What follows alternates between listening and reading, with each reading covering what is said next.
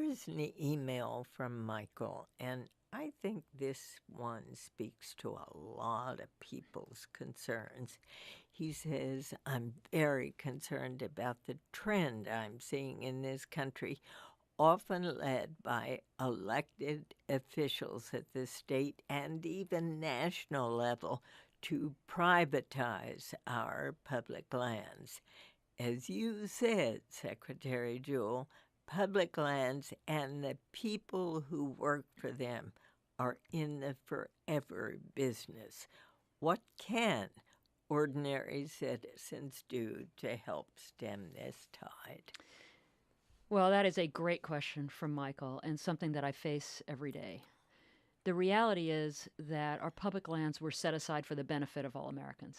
And I think perhaps not surprisingly, when you're representing a particular congressional district or a particular county, you're interested in generating revenue from, the lands around you to benefit your citizens.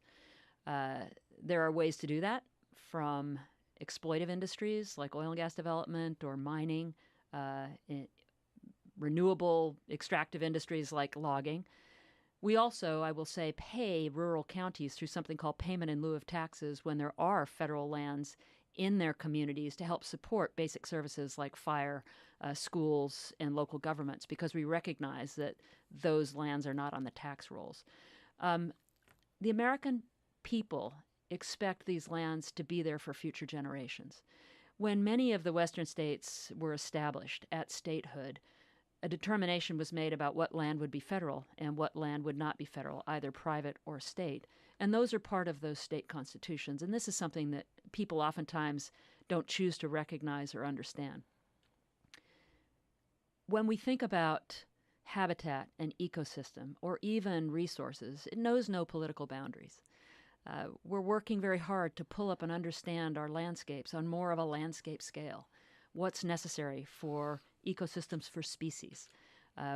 Where is it okay to develop and where is it not okay to develop? What areas are too special or critical habitat for animals that may be endangered of going extinct? And these are difficult issues when people think about political boundaries. But we have, I'd say, made great progress in a future of conservation that takes into account local interests, but also shares the importance of these places for national interests so that we have less conflict. But there are political differences. There are political differences in water use, in land use, in reacting to or acknowledging global change, global warming, global heating, changes in temperature, changes in the atmosphere.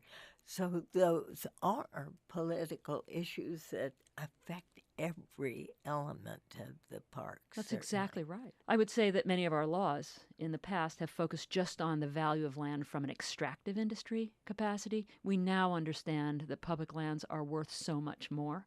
And sharing that information and listening to local communities is an important way to move forward and away from this dispute about a desire to privatize public lands. However, doesn't money too often win the argument?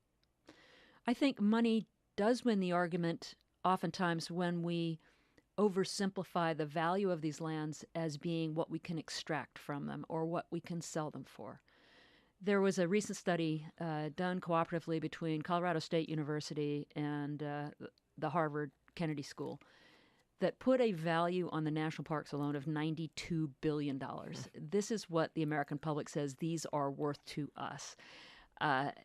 Those are values that are very, very important and quantified through independent economic research.